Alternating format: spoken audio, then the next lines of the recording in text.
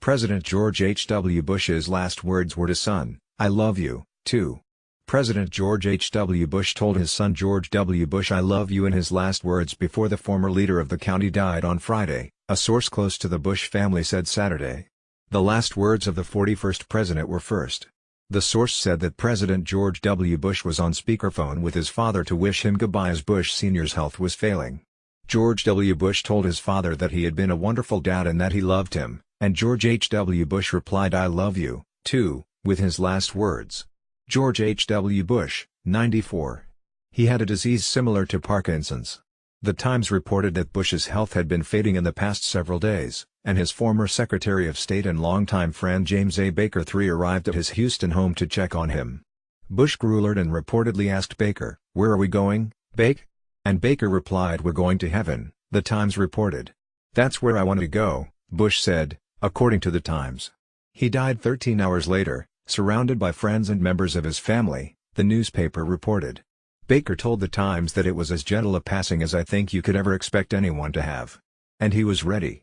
In a statement issued after Bush's death, Baker called him a person who led with strength, integrity, compassion and humility and whose legacy will be forever etched in the history of America and the world. It is a lifelong record of selfless patriotic service to our nation. His passion was a deep love of family and our country, Baker said. It was my pleasure and great joy to have had him as my special friend for more than 60 years. Jeb Bush tweeted Saturday that I already miss the greatest human being that I will ever know. Love you, Dad.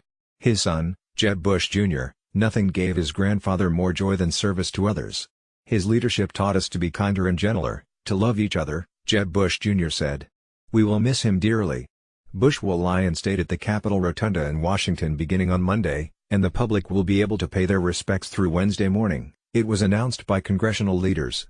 President Donald Trump and First Lady Melania Trump, which is being arranged, White House Press Secretary Sarah Sanders said. Wednesday will be declared a national day of mourning for the former president, she said. Emmy Award-winning journalist Peter Alexander was named NBC News White House correspondent in December 2012. His reports appear across all platforms of NBC News, including NBC Nightly News, Today, Meet the Press, Rock Center, Dateline, MSNBC and News.com. Prior to joining the NBC News White House team, Alexander led the network's on-the-ground coverage of the 2012 Republican presidential race, following GOP nominee Mitt Romney on the trail through Election Day. Alexander's reporting earned recognition as one of Politico's 10 breakout reporters of 2012. Since arriving at NBC News in 2004, Alexander has covered numerous international stories, from Iraq's historic election in 2005 to the death of Osama bin Laden in Pakistan, and the tsunami in Indonesia. He has filed reports from Afghanistan, the Galapagos Islands, Gaza, Israel, Laos, and Mexico. Alexander's work also includes environmental reporting from the Northwest Passage in the Arctic, and reports on the deeply personal story of his sister, Rebecca, who has Usher syndrome, type 3, a rare genetic disorder that's robbing her of her vision and her hearing. Alexander has covered numerous breaking news events, including anchoring live coverage of the miracle on the Hudson and the tragedy at Virginia Tech. In 2010, he reported on the international controversy surrounding WikiLeaks and its founder Julian Assange.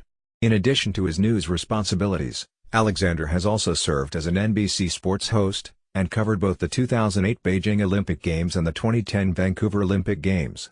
Before NBC News, Alexander worked as the lead reporter and substitute evening anchor at KCPQ-TV in Seattle, Washington during the 2000 presidential campaign and election. Alexander interviewed President George W. Bush, former Vice President Al Gore and Senator John McCain.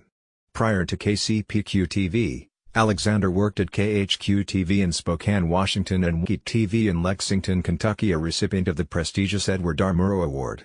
Alexander has also been recognized by the Associated Press, the Radio Television News Directors Association and the Society of Professional Journalists. Alexander graduated from Northwestern University's Medill School of Journalism. He lives outside Washington, D.C. with his wife, wjla-tv anchor Allison Starling. Phil Helsel is a reporter for NBC News.